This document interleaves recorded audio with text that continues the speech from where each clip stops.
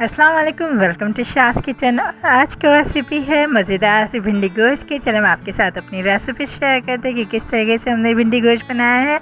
हमने एक पैन लिया है, उसके अंदर हस्बे ज़रूरत जो है ऑयल ले रहे हैं और उसके अंदर डाल रहे हैं हम प्याज के हमने स्लाइसेस बना लिए हैं और हमने इसके अंदर डाल दिए क्योंकि हमें प्याज को करना है क्रिस्पी ब्राउन। जब तक प्याज क्रिस्पी ब्राउन हो रही है हम दूसरी तैयार करते हैं।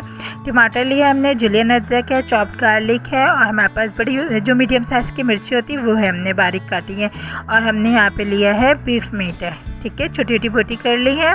और प्याज हो चुकी ब्राउन, इसके अंदर हम डाल रहे हैं गोश्त और गोश्त के साथ ही हम डाल देंगे यहाँ पे चॉप्ड गार्लिक वगैरह जो हमारे पास थी, अदरक और मिर्चें। टमाटर अभी भी हम नहीं डाल रहे हैं। ये सारी चीज़ें डाल के हम गोश्त को भुनेंगे खूब अच्छे से, बहुत ही मज़े का टेस्ट आएगा, ठीक है। और ये देखिए ये भुन चुका है, इसने ऑयल छोड़ दिया है। अब जो बाकी मसाले वो इसके अंदर हम डालेंगे। नमक है, लाल वाली मिर्च है, हल्दी पाउडर, गरम मसाला, बस ये 4 चीज़ें हैं।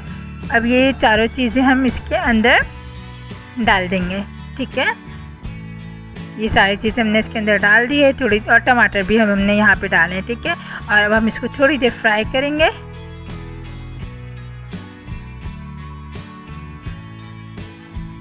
और हम डाल रहे हैं इसके अंदर पानी, इतना पानी कि गोश्त जो है वो गल जाए। अब इसको कवर करेंगे और पकने देंगे उस वक्त तक जब तक गोश्त गल ना जाए।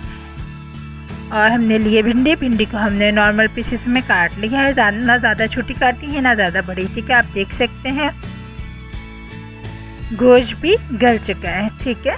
तो इसके अंदर हमने भिंडी ऐड कर दी है और इसको कवर करके पकने देंगे। और मज़ेदार से भिंडी गोश्त जो है वो जल्दी से तैयार हो चुका है। रेसिपी पसंद आए तो प्लीज़ लाइक और शेयर करें और कमेंट बॉक्स में ज़रूर कमेंट करें। चलिए मिलते हैं अगली वीडियो में, तब तक के लिए अल्लाह हाफिज़।